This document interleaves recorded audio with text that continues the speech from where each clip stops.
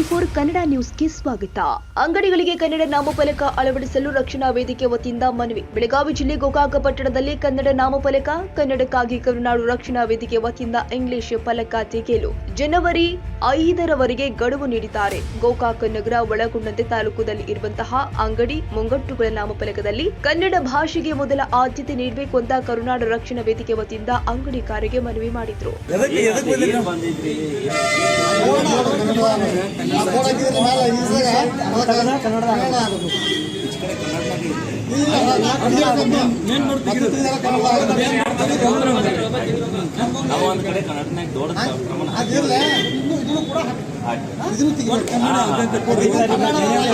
ನಮ್ದು ಕನ್ನಡನಾಗ ನಮ್ದು ಐತ್ರಿ ಕೂಡ ನಾವು ಇಲ್ಲೇ ಹಾಕೋರು ಇದ್ದು ಪರ್ಮಿಷನ್ ನಮ್ಗೆ ಕೊಡ್ಲಿಲ್ಲ.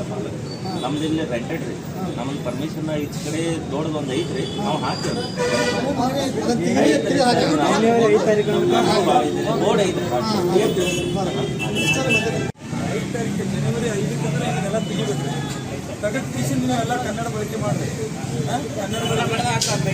ಅಲ್ಲ ಕನ್ನಡದ ಐತ್ರಿ.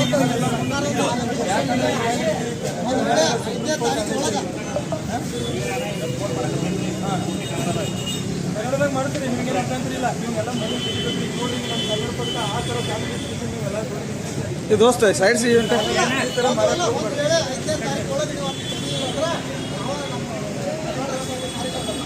ನಾವು ಹೊಡಿತೀವಿ. ಅವಾಗ ನಿಮ್ದು ಆಸ್ತಿ ಪಾಸ್ತಿ ಹಾನಿ ಆಯ್ತು ಅಂತಂದ್ರೆ ನಮಗೆ ಸಂಬಂಧ ಇಲ್ಲ. ನಾವು ಮೊದಲು ನಿಮ್ಮ ಬೋರ್ಡ್ ಮಾಡ್ತೀವಿ ಅಂತ ಹೇಳ್ತಾ ಇದ್ದೀವಿ. ಅದು ನೀವು 27 ದಿವಸ ಟೈಮ್ ಕೊಡ್ತೀವಿ.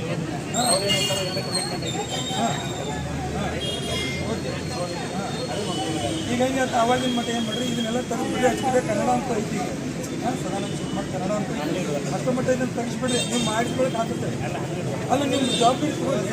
ನೀವು ಜವಾಬ್ದಾರಿ ತಗೋರಿ, ತಗೊಂಡು ಮಾಡ್ರಿ. ಇಲ್ಲಾಂದ್ರೆ ಮತ್ತೆ 6 ತಾರೀಕು ಏನು ಉಳಿಯಂಗಿಲ್ಲ. ನಾವ ತೆಗಿತೀವಿ. ಮತ್ತೆ ನೀವೇನು ತೆಗಿದ್ರೆ ಕಲಬುರಗಿ ಏನು ಬರ್ತಿಲ್ಲ. ಇಂಗ್ಲೀಷ್ನ ಕನ್ನಡದಾಗ ಹಾಕಿಬಿಡ್ರಿ ಎಲ್ಲ ಕಡೆ. ನೀವು ಕನ್ನಡದಾಗ ಮಾಡ್ಕೊಡ್ರಿ, ನಮ್ದೇನು ಅಭ್ಯಂತರ ಇಲ್ಲ. ಮತ್ತು ನೀವು 5 ತಾರೀಕು ಒಳಗೆ ತೆಗಿಲಿಪ್ಪ ಅಂತಂದ್ರೆ ನಾವು 6 ತಾರೀಕು ನಾವಾಗಿ ಬಂದು ಮಾತಾಡ್ರಿ.